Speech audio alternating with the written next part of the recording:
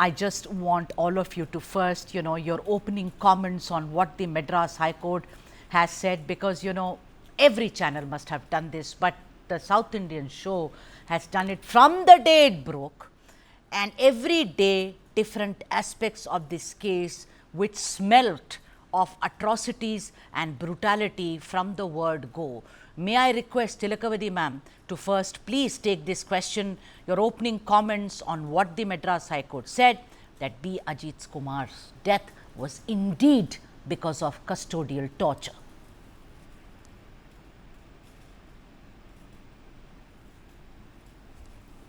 All right, I think there is some problem with her connection. Let me go to Henry sir. Henry sir, you've been a lawyer for the victim as well, for the deceased, you and Madras Kumar. I want you to please take our viewers through what happened when the Madras High Court observed that this death is indeed custodial death and nothing less or nothing more than that. Well, Sudha, good evening. This evening, is a matter that was handled by the court on the 1st of July.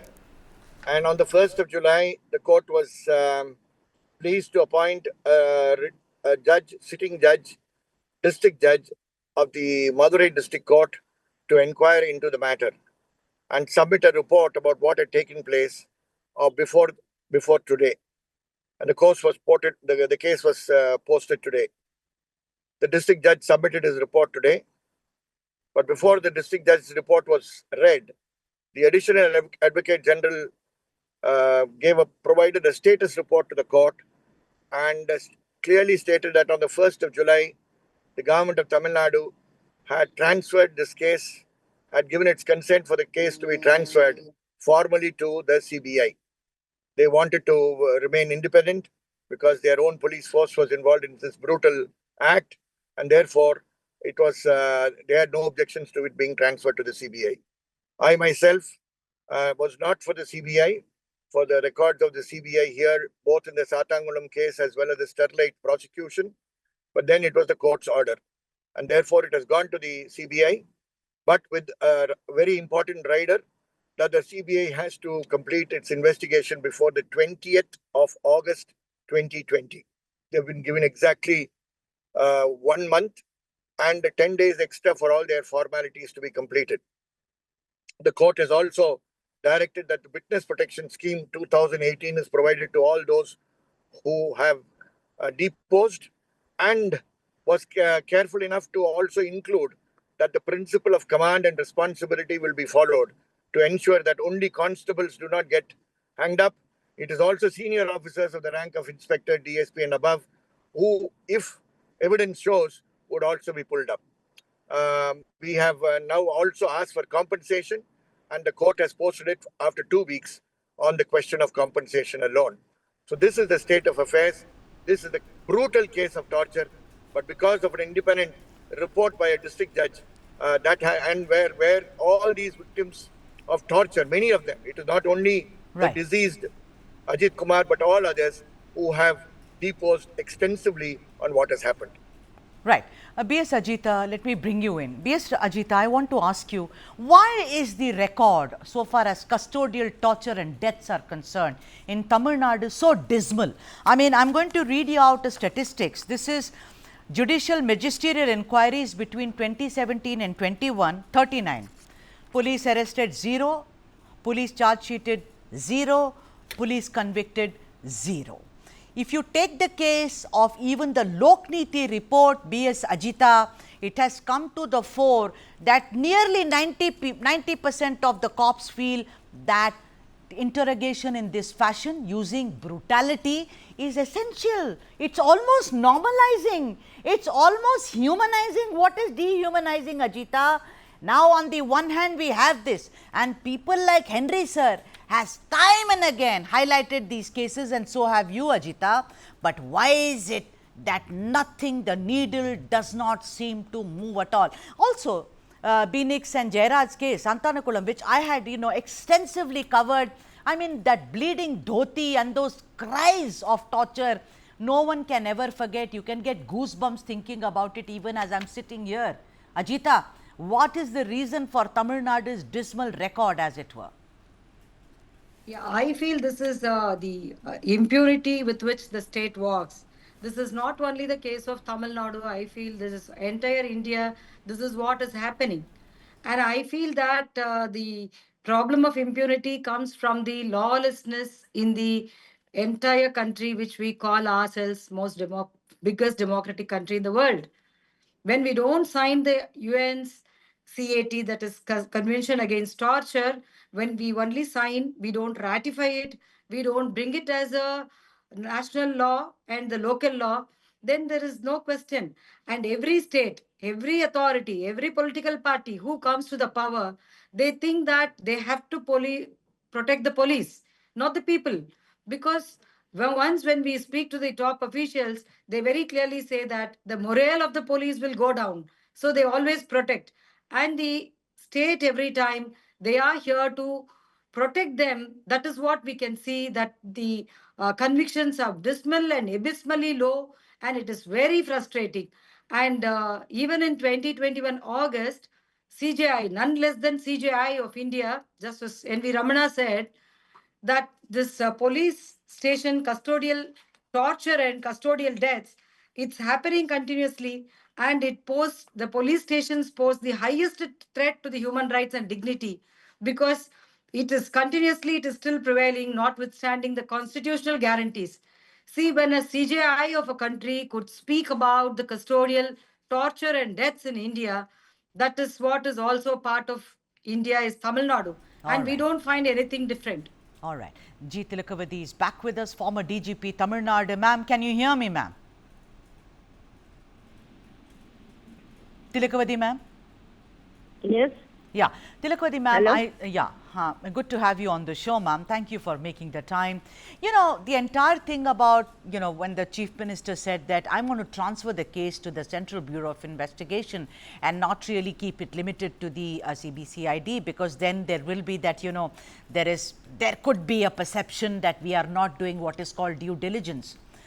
I just don't understand. That itself smacks somewhere of bias, because this case, as it were, the Madras High Court now saying clearly that B. Ajith Kumar death was due to custodial torture. I would add to say it's a murder in custody. I want to ask you that there is this bias. Don't you think, Ms. Tilakavadi, that there seems to be something very, very rotten in the state of Tamil Nadu, ma'am, when it comes to the relationship between politicians and the police? Not exactly. I won't subscribe to your views. Okay. But still, it is very sad and unfortunate that this Tiriponam case has happened, and Ajith Kumar has to lose his life. And as Justice S.M. Subramaniam said, we have to protect his life. The system itself has killed him. It is a very sad state of affairs. So that is how I look at it. Very sad state of affairs indeed, ma'am, because there are not just one case. Like Henry sir has fought for this, and we've done a lot of stories. Everyone is witness to it. Santankulam is something, and this is, notwithstanding which political party is in power, as it were. I mean, we had a case of Ramesh a couple of days ago. We had a case of Vicky also a couple of days ago. Henry sir is raising his hand. Please, sir, go ahead. I specifically asked in court today, keeping people like former DGP Madam Tilakavadi in mind, and said there are officers in the state who can do investigation independently, and this case is not a case fit to be sent to the CBI. Madam Tilakavadi has investigated herself a case of custodial rape and charge sheeted in 30 days, 30 days. So these are possible today, but unfortunately, it is handed over to the CBI. And it is important also to point out that since you're talking about figures of custodial deaths, 20,000 custodial deaths have been reported to the NHRC between 2017 and 24. Of them, only 998 has ended in compensation being paid. Only 28 have ended in disciplinary action being initiated, and zero, and I say the same, zero prosecutions recommended. So I think institutions, not only courts, but also institutions like the National Human Rights Commission need to buck up and ensure that a lot of it has to change from within the system. Right. Henry sir, I also want to kind of trace back the genesis of this case.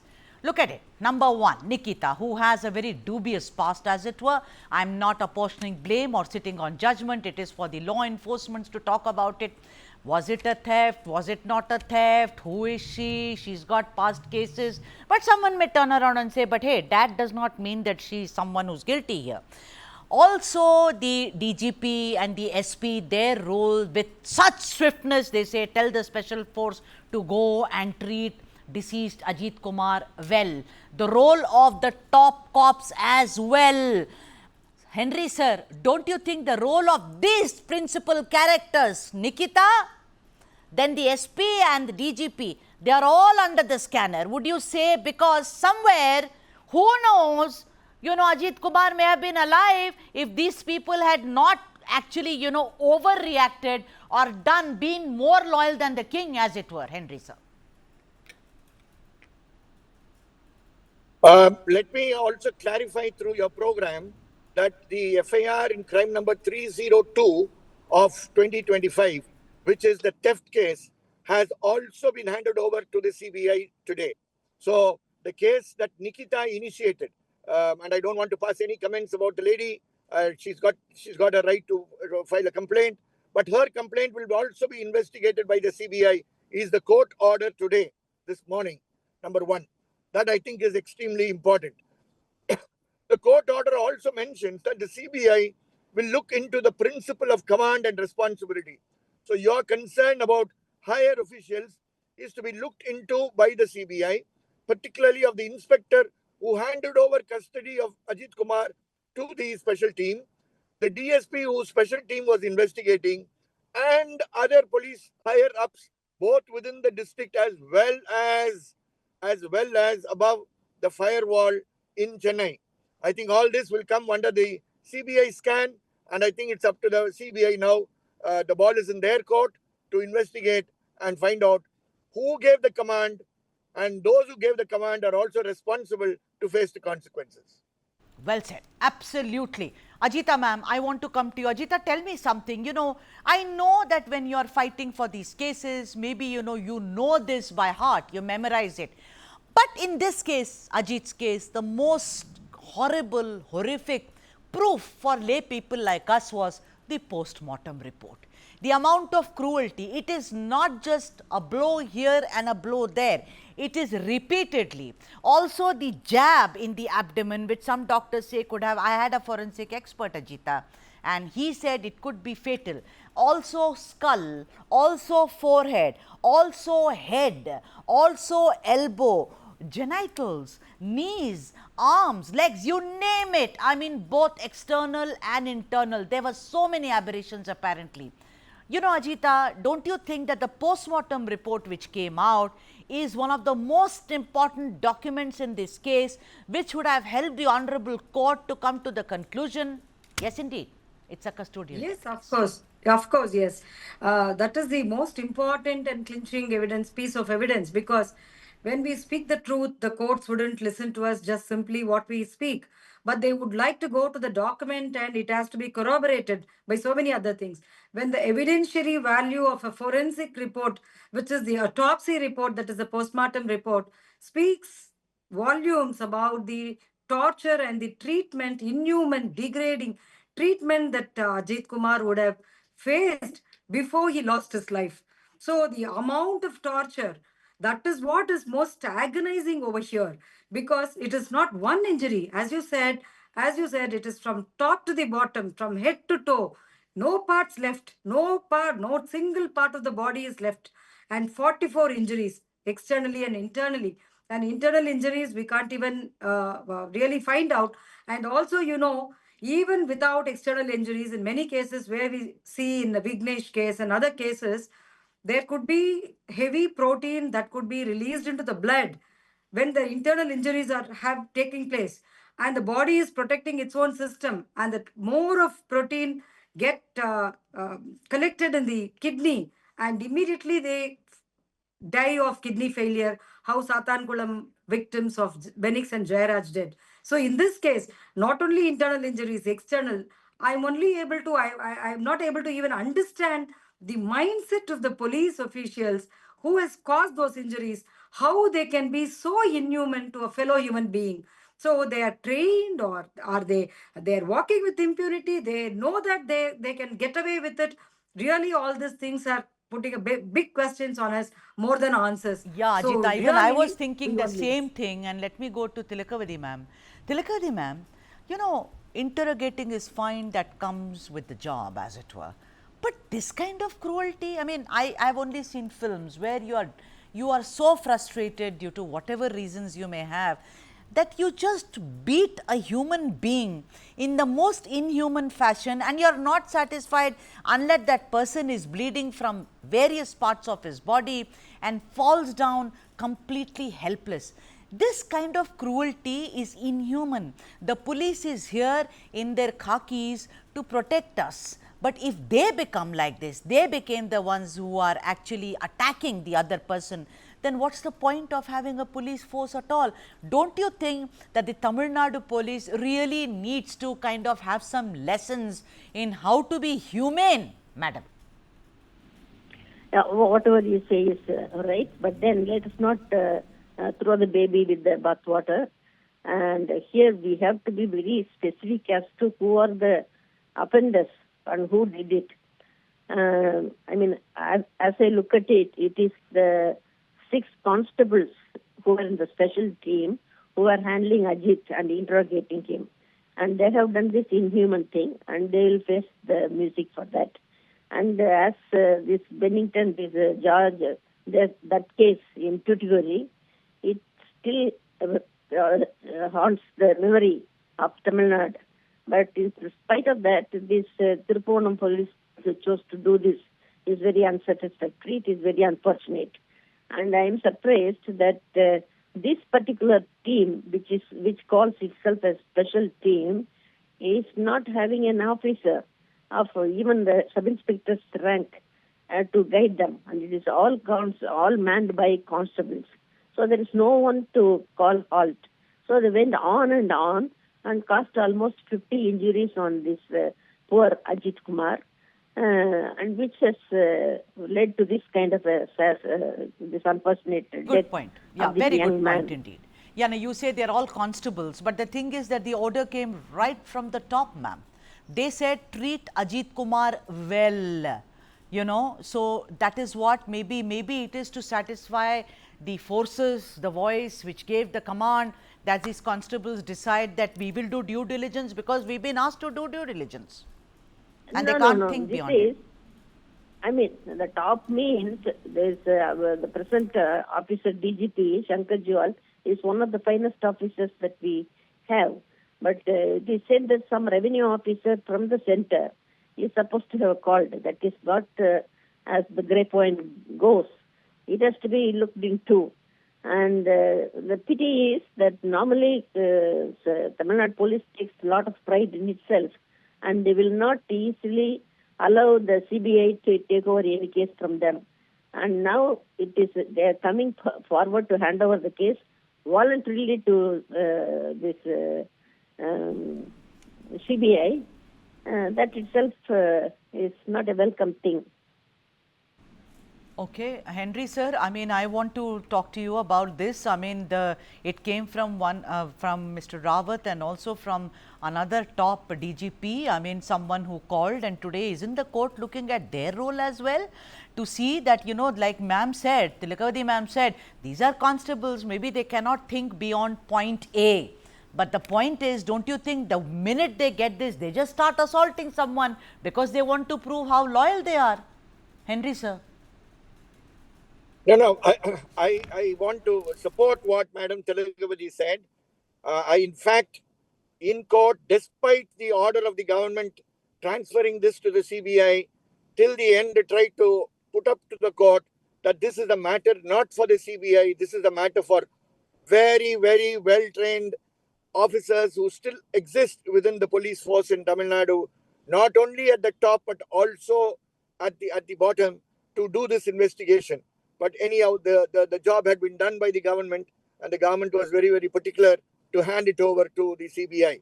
But we have now ensured that the principle of command and responsibility will follow, and we hope through investigation that if there are links that have to be exposed, that will be exposed. We will stand with the witnesses. We hope witness protection that has been assured to us will be provided. We hope the compensation that has to be gone to the people will be given. Don't forget, it is Ajith Kumar, he lost his life. But together with Ajith Kumar exists Arun, who is in hospital now. Exists Praveen, who is not able to hear in his left ear because of the bashing he got.